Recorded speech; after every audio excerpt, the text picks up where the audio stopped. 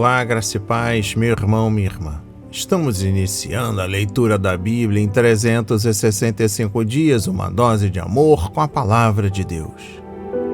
Hoje, no 32º dia, trago para leitura e comentários bíblicos os livros de Gênesis, capítulo 41, livro de Salmos, capítulo 32, e o livro do apóstolo João, capítulo 15, e o capítulo 16, dos versículos 1 a 4.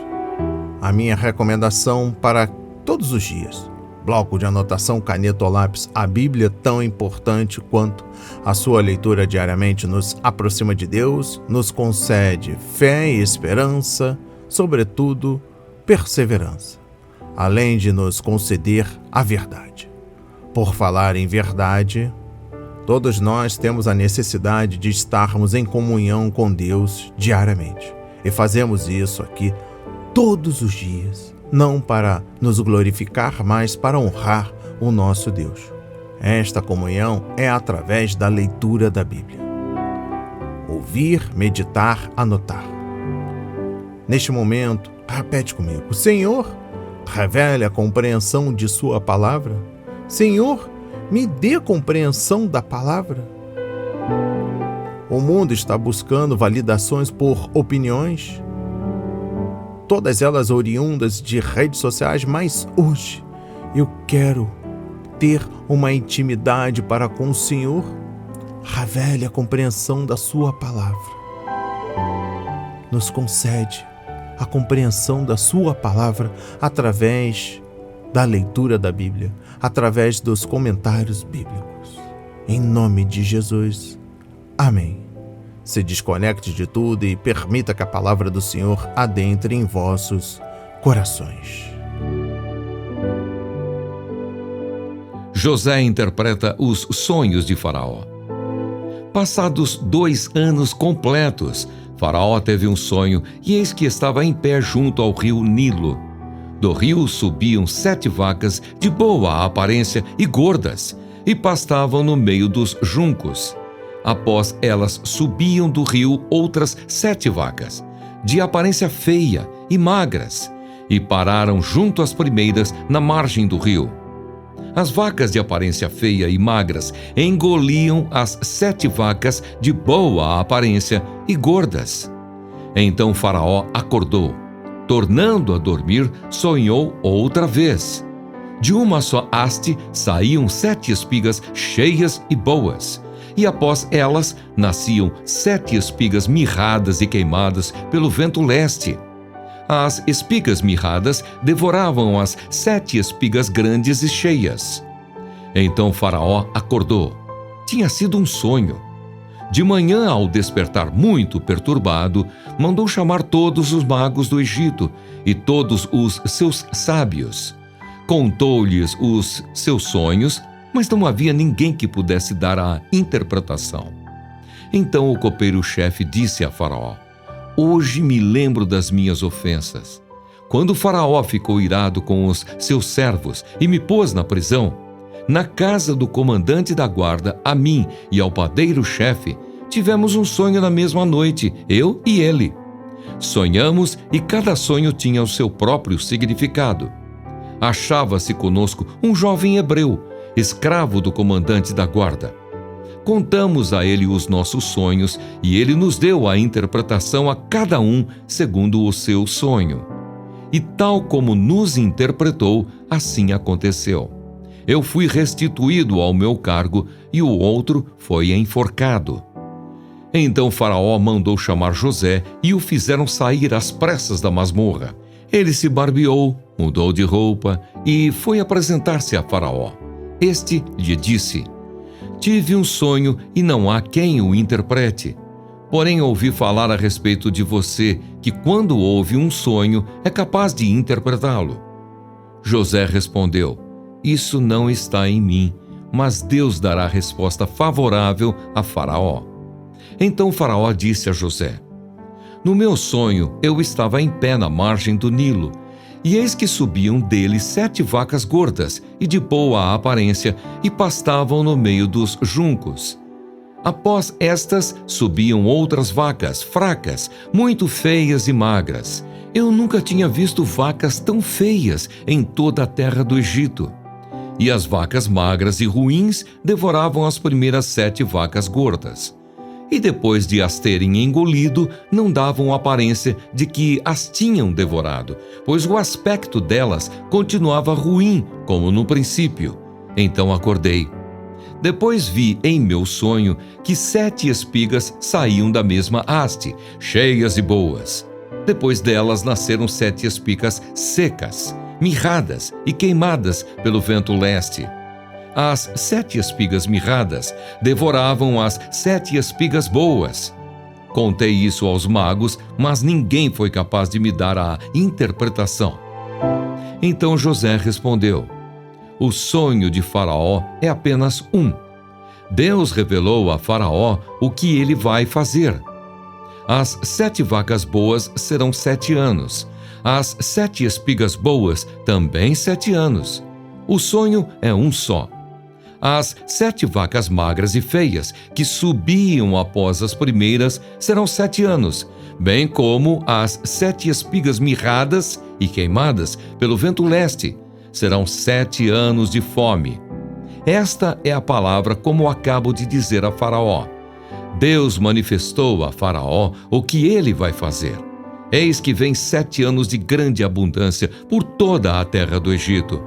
Depois virão 7 anos de fome. Toda aquela abundância será esquecida na terra do Egito, e a fome consumirá a terra. E não será lembrada a abundância na terra por causa da fome que seguirá, porque será gravíssima. O sonho de Faraó foi repetido porque a coisa é estabelecida por Deus, e Deus se apressa a fazê-la. Agora, pois, Faraó devia escolher um homem ajuizado e sábio e encarregá-lo de dirigir a terra do Egito. Faraó devia fazer isto por administradores sobre a terra e recolher a 5ª parte dos frutos da terra do Egito nos 7 anos de fartura. Esses administradores deviam ajuntar toda a colheita dos bons anos que virão, recolher cereal por ordem de Faraó para mantimento nas cidades e guardá-lo em armazéns.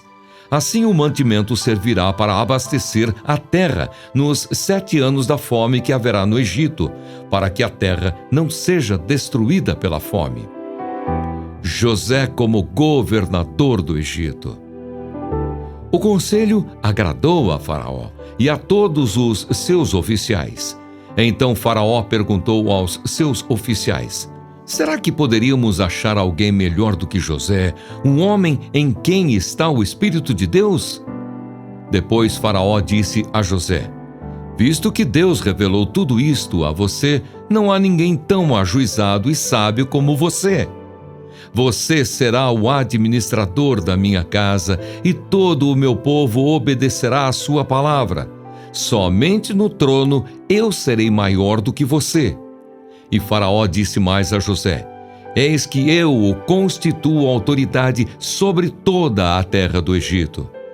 Então Faraó tirou o seu anel sinete da mão e o pôs no dedo de José. Mandou que o vestissem com roupas de linho fino e lhe pôs no pescoço um colar de ouro. E o fez subir na sua 2ª carruagem e clamavam diante dele: inclinem-se todos! Desse modo, deu-lhe autoridade sobre toda a terra do Egito. Disse ainda Faraó a José: eu sou Faraó, mas sem a sua ordem ninguém poderá fazer nada em toda a terra do Egito. E Faraó chamou José de Zafenate-Paneia e lhe deu por mulher a Asenate, filha de Potífera, sacerdote de On. E José percorreu toda a terra do Egito. José tinha 30 anos de idade quando se apresentou a Faraó, rei do Egito, e andou por toda a terra do Egito. Nos 7 anos de fartura, a terra produziu com abundância. E José ajuntou todo o mantimento que houve na terra do Egito durante os 7 anos e o guardou nas cidades. O mantimento do campo ao redor de cada cidade foi guardado na mesma cidade. Assim José ajuntou muitíssimo cereal, como a areia do mar, até perder a conta, porque ia além das medidas. Antes de chegar à fome, nasceram 2 filhos a José, os quais lhe deu Asenate, filha de Potífera, sacerdote de On. Ao primogênito José chamou de Manassés, pois disse: Deus me fez esquecer todo o meu trabalho e toda a casa de meu pai. Ao segundo deu o nome de Efraim, pois disse: Deus me fez próspero na terra da minha aflição.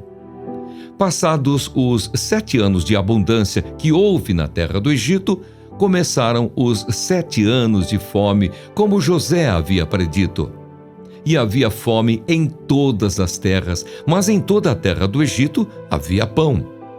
Quando toda a terra do Egito começou a sentir a fome, o povo clamou a Faraó por pão. E Faraó dizia a todos os egípcios: Vão falar com José e façam o que ele disser. Havendo, pois, fome sobre toda a terra, José abriu todos os celeiros e vendia aos egípcios, porque a fome aumentava na terra do Egito.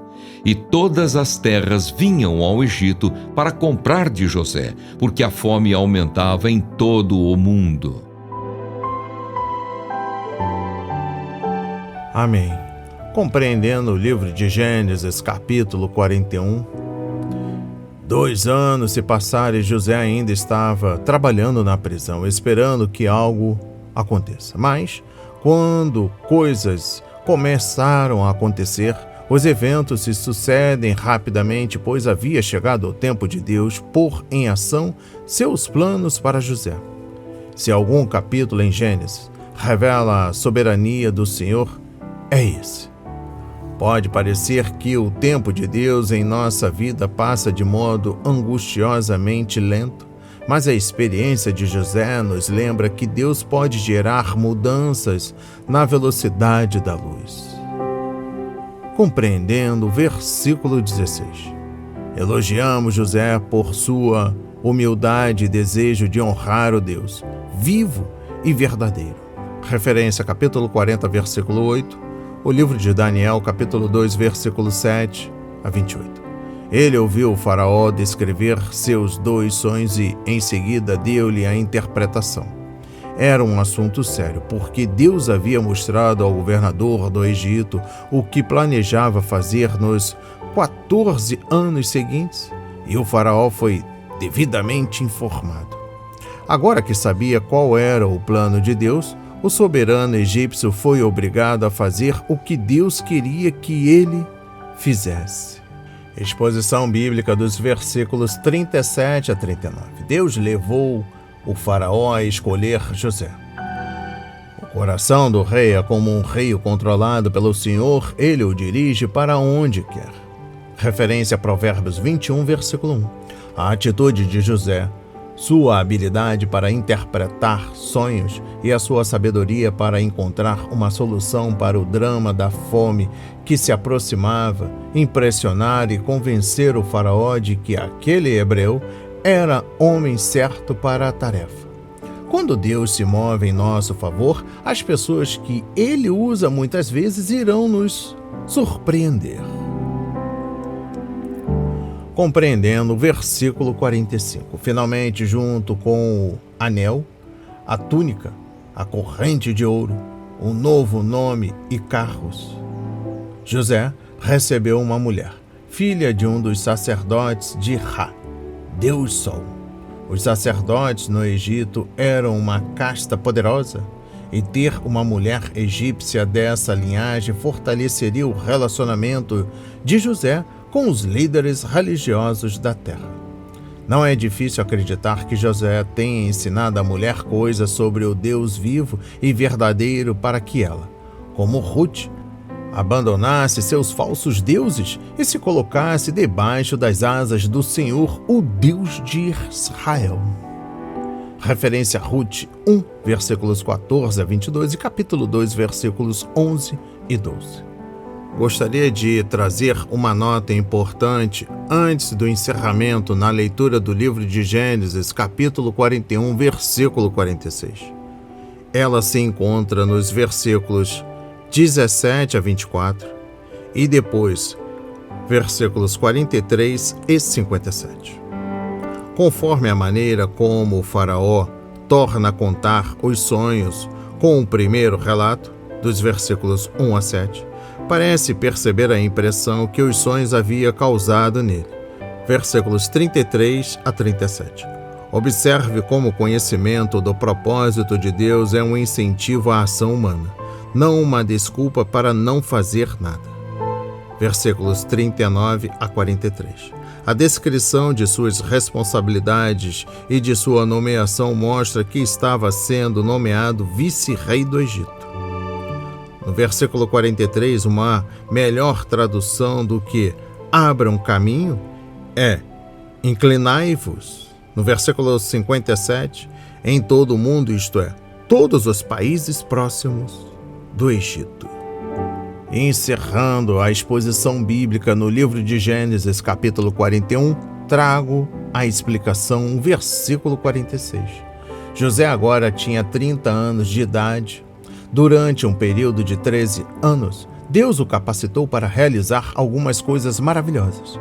Ele trouxe bênção à casa de Potifar, venceu a tentação e, por isso, sofreu falsa acusação e uma grande injustiça. Mesmo preso, foi uma bênção para os companheiros de cela. José era um homem de fé que esperava a ação de Deus e, quando o chamado veio, estava preparado e foi obediente. Porém, houve mais uma façanha que, de certa forma, foi a melhor de todas. A graça de Deus o capacitou a superar as dores e as más lembranças do passado para recomeçar. É maravilhoso quando podemos passar por momentos de provação com o tipo de atitude que José teve. Entretanto, mágoas antigas e nos alegrando nas bênçãos do presente, esquecendo-nos do que se foi e dando frutos ao mesmo tempo. Que tragédia quando as pessoas se lembram das coisas dolorosas que outros lhe fizeram e passam a vida deixando que as amarguras lhes roubem a paz e a alegria. Assim como José pôs de lado as roupas da prisão e recomeçou sua vida, precisamos frequentemente nos despir das velhas feridas e adotar uma nova atitude de fé e amor. Efésios 4, versículos 20 a 32 e Colossenses 3, versículos 1 a 17. A conduta de José em diversas etapas de sua vida, como servo, prisioneiro e autoridade, foi exemplar. Mas a forma como ele lidou com os seus irmãos e os levou ao arrependimento foi a obra-prima de discernimento espiritual, paciência e amor. A bem-aventurança de quem recebe o perdão. De Davi, salmo didático. Bem-aventurado aquele cuja transgressão é perdoada, cujo pecado é coberto. Bem-aventurado é aquele a quem o Senhor não atribui iniquidade e em cujo espírito não há engano. Enquanto calei os meus pecados, envelheceram os meus ossos pelos meus constantes gemidos todo o dia. Porque a tua mão pesava dia e noite sobre mim, e o meu vigor secou como no calor do verão.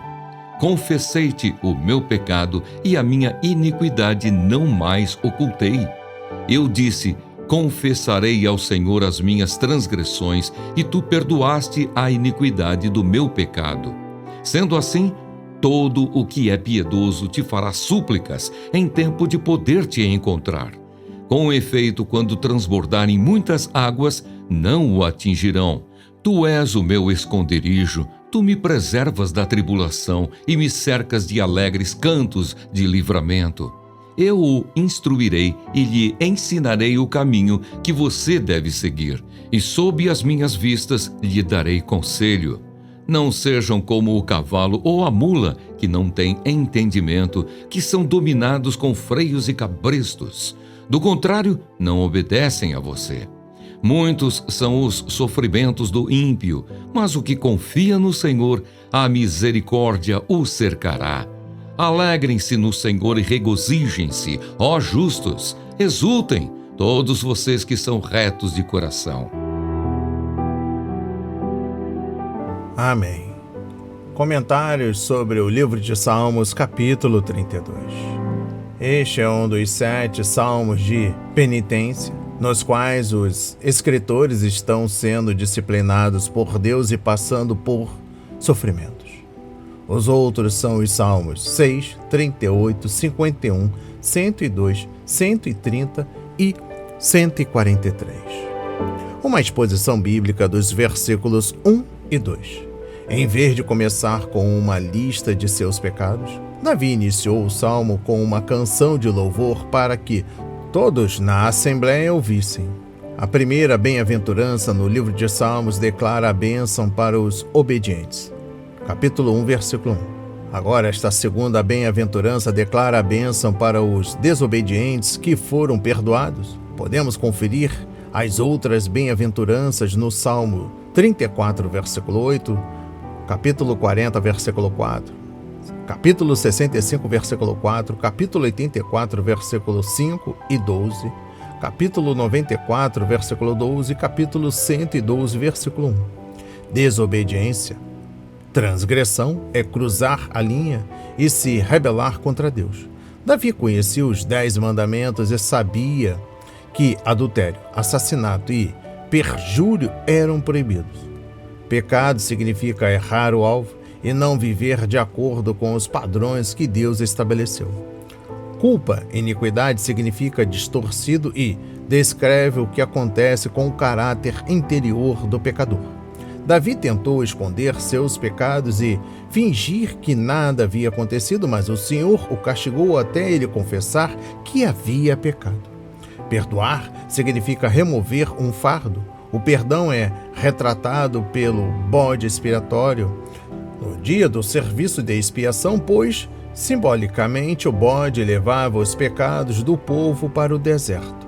Levítico 16, versículos 20 a 22, Salmos 103, versículo 12 e o livro do apóstolo João, capítulo 1, versículo 29. Tendo agora entrado na liberdade do perdão, Davi não podia esperar para anunciar isso. Se somos aceitos por Deus, não importa o que mais pode acontecer conosco. Exposição bíblica dos versículos 5 a 7. O Senhor enviou o profeta Natã para confrontar Davi com os seus pecados e lhe trazer a palavra de perdão de Deus. 2 Samuel, capítulo 12. A confissão do rei de Israel, pequei contra o Senhor, foi respondida com a seguinte afirmação: o Senhor perdoou o seu pecado. 2 Samuel, capítulo 12, versículo 13. Davi não teve de fazer penitência nem submeter-se a um período de experiência. Tudo o que ele teve de fazer foi, sinceramente, confessar seus pecados, e o Senhor o perdoou. 1 João, capítulo 1, versículo 9. O peso da transgressão foi levado, a dívida foi cancelada, o que estava torto se endireitou, e o Senhor não registrou os pecados de Davi. Compreendendo ainda melhor o versículo 5, Davi não apresentou desculpas. Ele admitiu que tinha pecado e era culpado diante de Deus. A culpa é para a consciência o que a dor é para o corpo. Ela nos diz que algo está errado e deve ser endireitado, ou as coisas vão piorar. Compreendendo o versículo 6, a promessa é para todos, fiéis ou escolhidos, o povo de Deus. Capítulo 4, versículo 3. E devemos confessar nossos pecados assim que os descobrimos e enquanto Deus pode ser encontrado. Capítulo 69, versículo 14 e Provérbios 1, versículos 24 a 13. E também o livro do profeta Isaías, capítulo 55, versículo 9. Caso contrário, as águas do castigo só ficarão mais profundas e a tempestade piorará. Por isso, não tente o Senhor. Exposição bíblica dos versículos 8 a 11. Deus fala com Davi nos versículos 8 e 9, assegurando que a alegria da salvação lhe seria devolvida. Capítulo 51, versículo 12. Se ele obedecesse ao Senhor e andasse em seu caminho. O pensamento errado de Davi o deixou com problemas sérios, mas o Senhor iria instruí-lo, orientá-lo e manter seus olhos amorosos nele.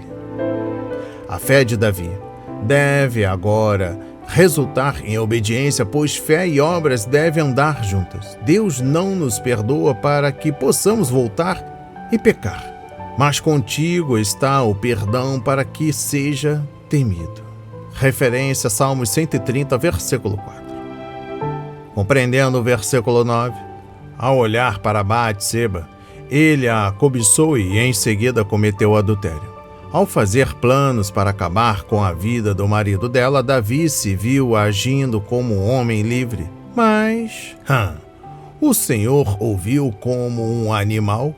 Somos feitos à imagem de Deus, mas quando escolhemos conscientemente nos rebelar contra a lei do Senhor, descemos para o que as traduções mais antigas chamam de agir de modo insensato. Conforme Salmos 92, versículo 6, capítulo 94, versículo 8 e Jeremias 10, versículos 8, 14 e 21, e as modernas de tolo. E finalizando a leitura e compreensão no livro de Salmos, capítulo 32, destaca o versículo 11. Quando se juntou à congregação do santuário de Deus, versículos 1 e 2, Davi começou sua música com o alegre anúncio de que o Senhor o havia perdoado. Naquele momento, ele encerrou o salmo, exortando os outros adoradores para que se juntassem a ele na celebração da alegria do Senhor. Alegre-se, exultem, cantem de alegria. Anos mais tarde, seu filho Salomão escreveria: quem esconde os seus pecados não prospera, mas quem os confessa, aleluia, e os abandona, encontra misericórdia. Provérbios 28, versículo 13. A videira e os ramos. Eu sou a videira verdadeira e o meu pai é o lavrador. Todo ramo que estando em mim não der fruto, ele o corta, e todo o que dá fruto, ele limpa, para que produza mais fruto ainda. Vocês já estão limpos por causa da palavra que lhes tenho falado. Permaneçam em mim e eu permanecerei em vocês. Como o ramo não pode produzir fruto de si mesmo se não permanecer na videira, assim vocês não podem dar fruto se não permanecerem em mim. Eu sou a videira, vocês são os ramos. Quem permanece em mim e eu nele, esse dá muito fruto, porque sem mim vocês não podem fazer nada. Se alguém não permanecer em mim, será lançado fora, à semelhança do ramo, e secará. E o apanham, lançam no fogo e o queimam. Se permanecerem em mim e as minhas palavras permanecerem em vocês, pedirão o que quiserem e lhes será feito. Nisto é glorificado o meu Pai, que vocês deem muito fruto e assim mostrarão que são meus discípulos. Como o Pai me amou, também eu amei vocês. Permaneçam no meu amor. Se vocês guardarem os meus mandamentos, permanecerão no meu amor, assim como também eu tenho guardado os mandamentos de meu Pai, e no seu amor permaneço. Tenho-lhes dito estas coisas para que a minha alegria esteja em vocês e a alegria de vocês seja completa. O meu mandamento é este: que vocês amem uns aos outros, assim como eu os amei. Ninguém tem amor maior do que este, de alguém dar a própria vida pelos seus amigos. Vocês são meus amigos, se fazem o que eu lhes ordeno. Já não chamo vocês de servos, porque o servo não sabe o que o seu senhor faz. Mas tenho chamado vocês de amigos, porque tudo o que ouvi de meu Pai, eu lhes dei a conhecer. Não foram vocês que me escolheram, pelo contrário, eu os escolhi e os designei para que vão e deem fruto, e o fruto de vocês permaneça, a fim de que tudo o que pedirem ao Pai em meu nome, Ele lhes conceda. O que eu lhes ordeno é isto, que vocês amem uns aos outros. Odiados pelo mundo. Se o mundo odeia vocês, saibam que antes de odiar vocês, odiou a mim. Se vocês fossem do mundo, o mundo amaria o que era seu. Mas vocês não são do mundo, pelo contrário, eu dele os escolhi. e por isso o mundo odeia vocês. Lembrem-se da palavra que eu disse a vocês: o servo não é maior do que seu senhor. Se perseguiram a mim, também perseguirão vocês. Se guardaram a minha palavra, também guardarão a de vocês. Tudo isso, porém, farão com vocês por causa do meu nome, porque não conhecem aquele que me enviou. Se eu não tivesse vindo e lhes falado, eles não teriam nenhum pecado, mas agora não tem desculpa do seu pecado. Quem odeia a mim, odeia também o meu Pai. Se eu não tivesse feito entre eles as obras que nenhum outro fez, eles não teriam nenhum pecado. Mas agora não somente viram, como também odiaram, tanto a mim como o meu Pai. Isso, porém, é para que se cumpra a palavra escrita na lei deles: odiaram-me sem motivo. Quando, porém, vier o Consolador, que eu enviarei a vocês da parte do Pai, o Espírito da verdade que dele procede, esse dará testemunho de mim, e vocês também testemunharão, porque estão comigo desde o princípio. Falo essas coisas para que vocês não se escandalizem. Eles expulsarão vocês das sinagogas, e até chegará a hora em que todo aquele que os matar pensará que com isso está prestando culto a Deus. Isso farão porque não conhecem o Pai nem a mim, mas estou falando essas coisas para que, quando chegar a hora, vocês se lembrem de que eu já tinha dito isto para vocês.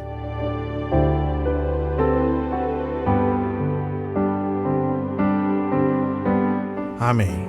Compreendendo o livro do apóstolo João, capítulo 15, versículo 1, destaco: esta é a 7ª e última declaração no Evangelho de João do Eu Sou, que Cristo profere. No entanto, Jesus começa a usar outra imagem. Ele passa a chamar seus seguidores de meus amigos.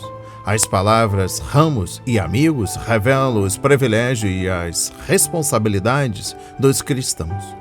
Como ramos, temos o privilégio de compartilhar a vida de Cristo e a responsabilidade de habitar nele. Por outro lado, como amigos do Filho de Deus, temos o privilégio de conhecer sua vontade e a responsabilidade de obedecer a ela. Compreendendo o versículo 2, por si só, um ramo é fraco e inútil. Não é bom nem para servir de suporte para alguma coisa, nem para queimar, e menos ainda para ser usado em construção. Você pode conferir posteriormente no livro de Ezequiel, capítulo 15. O ramo não pode produzir a própria vida, ele extrai a vida da videira. É a comunhão com Cristo por meio do Espírito que torna possível ao cristão dar fruto. Quanto mais cedo os cristãos descobrirem que nada são além de ramos, melhor se relacionarão com o Senhor, pois conhecerão as próprias fraquezas e confessarão sua necessidade da força do Senhor. Nosso Pai Celestial nunca está tão próximo de nós como quando está nos podando. Às vezes, ele corta um galho morto que pode causar problemas, mas, frequentemente, extirpa do tecido vivo aquilo que está lhe roubando vigor espiritual. A poda não é apenas uma cirurgia espiritual que remove o que é ruim, ela também pode cortar o que é aceitável e o que é bom, a fim de que, com sua extração, seja possível desfrutar do que é melhor. Sim, a poda fere, mas também ajuda, e o cristão pode não se alegrar nela, mas precisa dela. Compreendendo o versículo 4, há evidências especiais da salvação, e elas ficam bem claras quando os cristãos permanecem ou vivem em Cristo. Uma delas é que, quando permanecem em Jesus, produzem frutos. Versículo 2. O que são esses frutos será visto mais à frente. Outra evidência é experimentar a poda do Pai, a fim de que deem ainda mais frutos. Versículo 2. O crente que permanece em Cristo tem suas orações respondidas. Versículo 7. E experimenta um aprofundamento em seu amor pelo seu Senhor e pelos outros cristãos. Versículos 9, 12 e 13. Ele também sentirá alegria, versículo 11. Compreendendo, versículo 5, esta relação de permanência natural para o ramo e para a videira, mas deve ser cultivada na vida cristã, pois não é automática. Permanecer em Cristo exige adoração, meditação na palavra de Deus, oração, sacrifício e serviço. Como tal experiência é alegre. Após começar a cultivar essa comunhão profunda com Cristo, não haverá vontade de voltar àquela vida superficial do cristão desleixado. Compreendendo o versículo 6, um ramo verdadeiro, unido à videira, sempre dará frutos. Nem todos os ramos produzem uma grande safra, assim como nem todos os campos têm uma boa colheita. Referência a Mateus 13, versículos 8 e 23. Mas sempre haverá frutos onde há vida. Se não houver frutos, o ramo torna-se inútil e é cortado para ser queimado. Contudo, nosso Senhor não está falando aqui que verdadeiros cristãos podem perder a salvação, pois isso contradiria o que ele mesmo ensinou em João 6, versículo 37 e no capítulo 10, versículos 27 a 30. Compreendendo o versículo 9, várias vezes no Evangelho de João, Jesus falou sobre o amor do Pai por ele. Ao lado da ênfase do amor de Deus pelo mundo e pela igreja, não deve ser esquecido o fato de que o Pai ama o Filho. Por amar o Filho, o Pai colocou todas as coisas nas mãos dele e revelou-as a ele. O Pai amou o Filho antes da fundação do mundo e amou-o quando este morreu na cruz. O mais maravilhoso é que os cristãos hoje podem experimentar pessoalmente o mesmo amor. Exposição bíblica dos versículos 12 a 17. Por ser amigo de Deus, Abraão ouviu os segredos dele. Segunda de Crônicas, capítulo 20, versículo 7, Isaías 41, versículo 8 e Tiago 2, versículo 23. É esse tipo de relacionamento que Jesus descreveu quando chamou os discípulos de amigos. A relação entre ele e seus discípulos era, sem dúvida, de amor. Os amigos do rei não podiam competir uns com os outros para receber mais atenção ou mais destaque. Eles faziam parte do círculo íntimo, não para se promoverem, mas para servir ao seu rei. Que repreensão isso deve ter sido para os discípulos egoístas, que frequentemente discutiam sobre quem era o maior. Exposição bíblica dos versículos 15 e 16. Esses versículos resumem o que significa ser amigo do Rei dos Reis. É uma experiência de humildade, pois foi Ele que nos escolheu e não nós que o escolhemos. Precisamos manter isso em mente para que não sejamos orgulhosos ou presunçosos. Isso significa manter os ouvidos abertos e ouvir o que Ele diz. Compreendendo o versículo 17, é importante frisar que o amor cristão não é basicamente um sentimento, mas um ato de vontade. A prova de nosso amor não está em nossos sentimentos, mas em nossas ações, chegando ao ponto de darmos a vida por Cristo e pelos outros. 1 João capítulo 3, versículo 16. Jesus entregou a vida tanto por seus amigos como pelos inimigos. Romanos 5, versículo 10. Embora as emoções sejam, com certeza, envolvidas no amor cristão verdadeiro, este é, acima de tudo, um ato de vontade, que significa tratar os outros como Deus nos trata. Exposição bíblica do versículo 18 e do capítulo 16, versículo 16. Esta sessão é ligada por dois temas importantes: a oposição do mundo à igreja e o ministério do Espírito para esta igreja e por meio dela. Nosso Senhor havia falado sobre amor, capítulo 15, versículos 9 a 13 e 17. Mas agora está falando sobre ódio e usa a palavra 7 vezes. Parece inacreditável que alguém iria odiar Jesus Cristo e ao seu povo, mas esta é exatamente a situação hoje e muitas vezes esse ódio provém de pessoas religiosas. Em poucas horas, os líderes religiosos de Israel estariam condenando o Messias e clamando por seu sangue. Compreendendo o versículo 18, inicialmente deve ficar claro ao que Jesus queria dizer com o mundo, porque o termo é usado nas Escrituras pelo menos de 3 maneiras diferentes. Pode significar o mundo criado. O mundo foi feito por intermédio dele. A humanidade, porque Deus tanto amou o mundo, ou ainda a sociedade sem Deus e contra Deus. O mundo não pode recebê-lo. Por vezes, a expressão "o sistema mundial" é usada para definir esse último significado especial.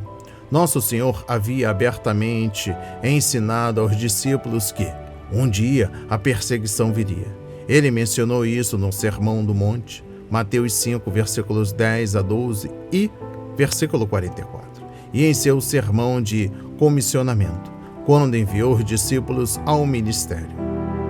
Capítulo 10, versículos 16 a 23. Em seu sermão denunciando os fariseus, Jesus disse abertamente que estes haviam perseguido e matado servos de Deus. Capítulo 23, versículos 34 e 35. E havia um alerta semelhante dado à sua mensagem profética no Monte das Oliveiras. Marcos 13, versículos 9 a 13. Os cristãos devem permanecer e resistir no meio do ódio do mundo graças ao ministério especial do Espírito Santo. Compreendendo o versículo 20, Jesus é o pastor e nós somos as ovelhas. Quando o mundo ataca o pastor, isso afeta as ovelhas. Mateus 26, versículo 31. Jesus é o mestre, professor, e nós somos os discípulos, os alunos. Mas é consolador saber que, quando o povo de Deus é perseguido, nosso Senhor participa de seu sofrimento, pois Ele é a cabeça do corpo e nós somos os membros. O Senhor sente a perseguição contra a igreja, o que fica claro na sua pergunta a Saulo. No caminho de Damasco, Saulo, Saulo, por que você me persegue? Atos 9, versículo 4. Qualquer coisa que o inimigo possa fazer a nós já foi feita a Jesus Cristo, que está conosco em nosso sofrimento. Compreendendo o versículo 21, o mundo está espiritualmente ignorante e cego. Se fosse perguntado aos líderes religiosos de Jerusalém se eles conheciam o Deus a quem procuravam defender, eles teriam dito: claro que o conhecemos. Israel conhece o verdadeiro Deus há séculos. Mas Jesus afirmou que eles não conheciam o Pai e que, portanto, não podiam conhecer o Filho. Capítulo 16, versículo 3. Os líderes religiosos sabiam muitas coisas sobre o Senhor Deus e podiam citar capítulos e versículos das Escrituras para defender suas doutrinas. Mas o fato é que não o conheciam pessoalmente. E encerrando a compreensão no capítulo 15, destaca o versículo 26. Como o Espírito Santo encoraja os cristãos quando estes experimentam o ódio e a oposição do mundo, sobretudo mediante a palavra de Deus. Por um lado, o Espírito lembra aos servos de Deus que essa oposição é claramente descrita por vários autores nas Escrituras. No capítulo 15, versículo 25, Jesus citou os Salmos 35, versículo 19 e 69, versículo 4. A palavra lhe assegurou que o ódio do mundo não era fruto de algo que ele havia feito para deliberadamente incitar tal oposição. Os cristãos podem recorrer a passagens como Filipenses 1, versículos 28 a 30, 2 Timóteo, capítulo 2, versículos 9 a 12, Hebreus 12, versículos 3 e 4, e 1 de Pedro, capítulo 4, versículos 12 a 19. Há também as encorajadoras palavras de nosso Senhor encontradas nos Evangelhos. Compreendendo o livro do apóstolo João, capítulo 16, sendo os versículos 1 a 4. E finalizo a leitura da Bíblia neste contexto. Alude-se aqui de modo mais específico à perseguição iminente. A advertência foi dada a fim de preparar os discípulos para os acontecimentos seguintes. O verbo traduzido por escandalizeis significa literalmente sejais confrontados com os obstáculos, ou seja, a oposição dos judeus. A expulsão das sinagogas é uma referência à excomunhão, algo que todo judeu devoto temia, pois isso significava ser excluído da herança estimada.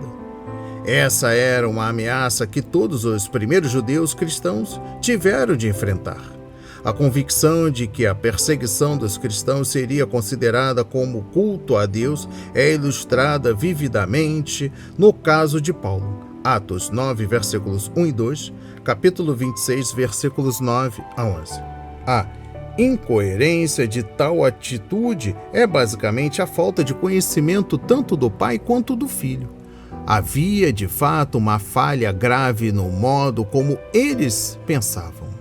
Eles estavam se enganando a si mesmos. No versículo 4, a distinção entre a revelação anterior e a posterior feita a Jesus a respeito da perseguição que se aproximava foi vinculada à vinda do Espírito.